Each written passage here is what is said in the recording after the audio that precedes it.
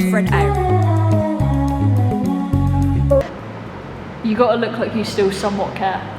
So I'm using my phone as a microphone because I think it's trendy, and I think a future employer will see this and think, she's down with it. My name is Mia. Let's get real.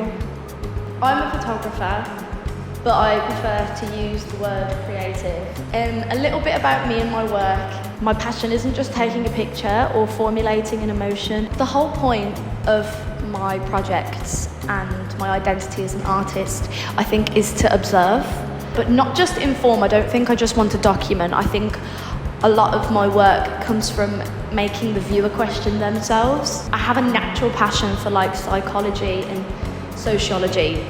I'm holding up a mirror to a viewer. I almost want them to question their position in society. Some things that I'm passionate about in today's world, and I find writing a really cathartic way of communicating.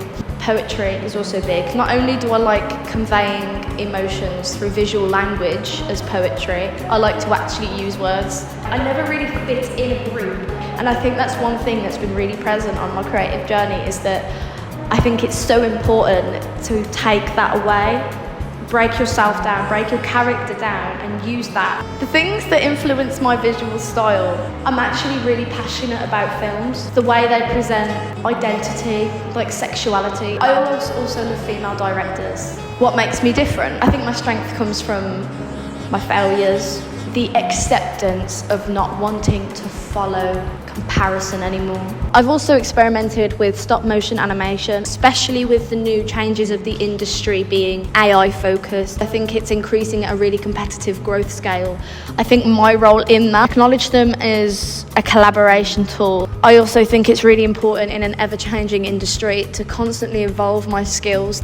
Also, when I was 16, I had what I would call a spiritual awakening. I had this few months where I just could not comprehend the society that we live in. I start journaling. I would start having really vivid dreams. I most recently went to Berlin to see an exhibition by Laura Provost, everything about quantum physics. It reminded me of my nan. It's a very personal subject. There's lots of people in my family with spiritual gifts. My great nan's mum used to travel with a travelling community in Birmingham. Meanwhile, my great grandmother read palms and do some scrying techniques with tea leaf reading. My nan's cousin is a spiritual medium, so it comes very naturally to me and my family to talk about it and get inspiration.